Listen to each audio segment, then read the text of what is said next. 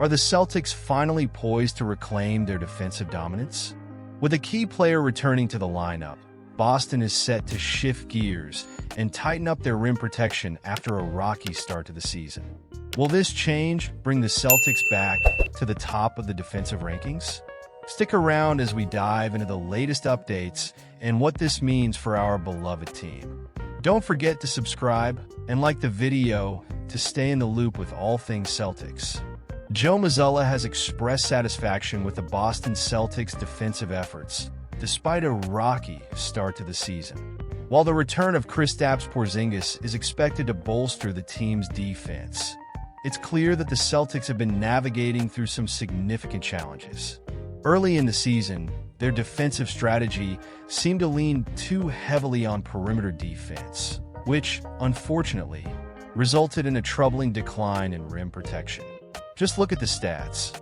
The Celtics allowed opponents to shoot an alarming 65% from inside 5 feet, a stark contrast to their third-place finish last year in that same category. As we analyze the recent games, we can't ignore how the Celtics have had to adjust their approach. The stats tell the story. Neemias Queta has been spending over 34% of his time defending the perimeter, with Al Horford close behind. This shift has undeniably impacted their ability to protect the rim effectively. Watching the near loss to Toronto, where Jakob Poeltl dominated with his floater, was a harsh reminder that this defensive strategy wasn't working.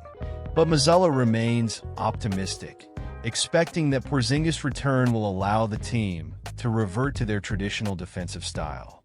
You know, when Ime Udoka was at the helm, the Celtics thrived on versatility in their defensive schemes.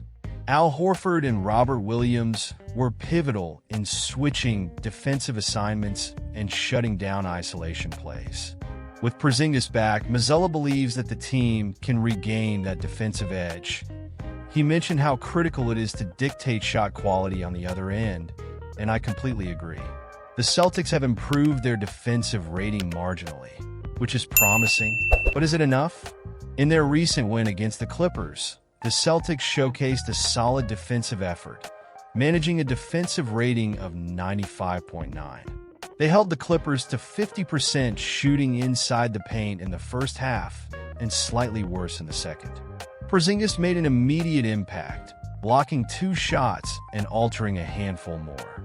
It's refreshing to see players like Peyton Pritchard and Drew Holiday feeling more empowered to defend aggressively on the perimeter, knowing that someone like Porzingis is back there to provide rim protection. Queta mentioned the potential for all of these bigs to coexist on the floor, and I couldn't agree more.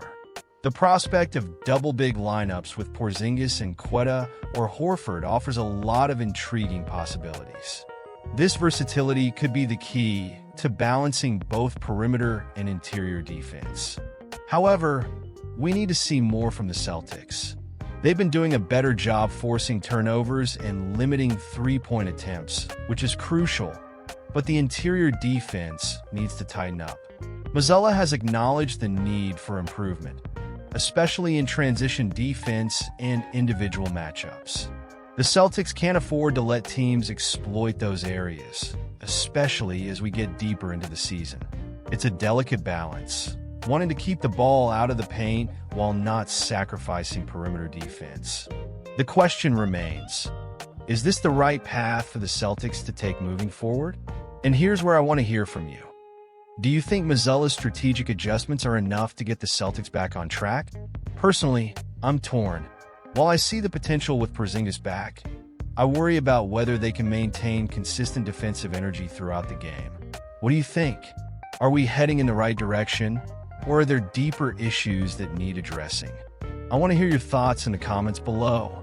Your insights matter, and this is the place for all Celtics fans to unite and discuss our hopes and frustrations. All right, Celtics fans, let's dive into the latest buzz surrounding our beloved Boston Celtics. And trust me, there's a lot to unpack. First off, can we talk about Jason Tatum? Despite being a pivotal player in our recent championship victory and snagging that Olympic gold medal, he's faced some unwarranted criticism lately.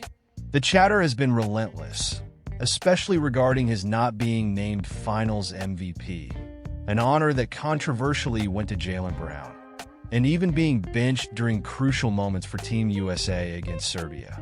But let's set the record straight. Jason Tatum deserves our respect and recognition.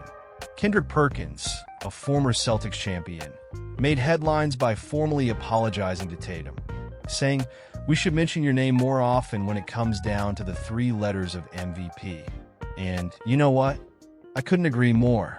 Tatum is consistently flirting with those 30-point triple-doubles, and his performance this season speaks volumes. Averaging 28.4 points, 8.2 rebounds, 5.8 assists, and 1.4 steals per game is no small feat, let's not forget. He's shooting 46.4% from the field and nearly 40% from downtown. Now here's where it gets even more interesting.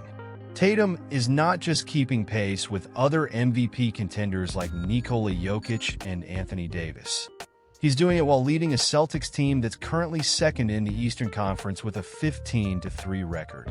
Meanwhile, the Nuggets and the Lakers are struggling to find their rhythm, sitting at 9-7 and 10-7, respectively.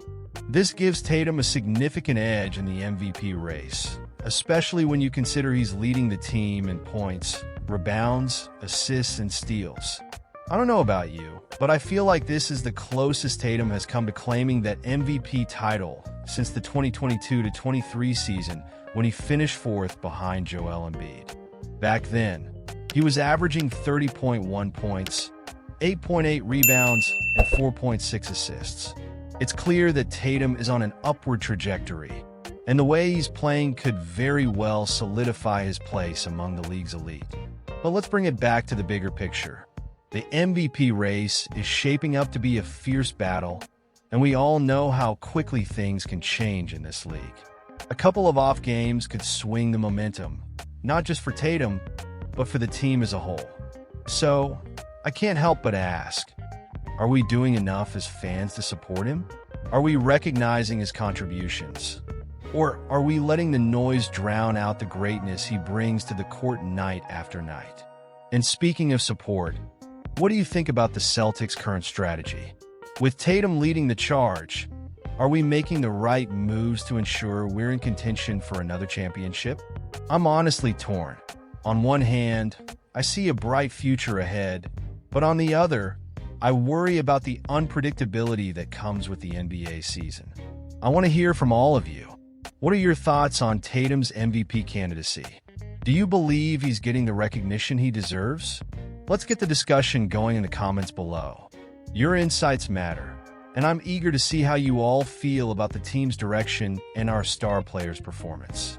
As we continue to support Tatum and the Celtics, make sure you're subscribed to the channel for all the latest updates. You don't want to miss out on any critical news or analyses. And don't forget to hit that like button and share this video with fellow Celtics fans.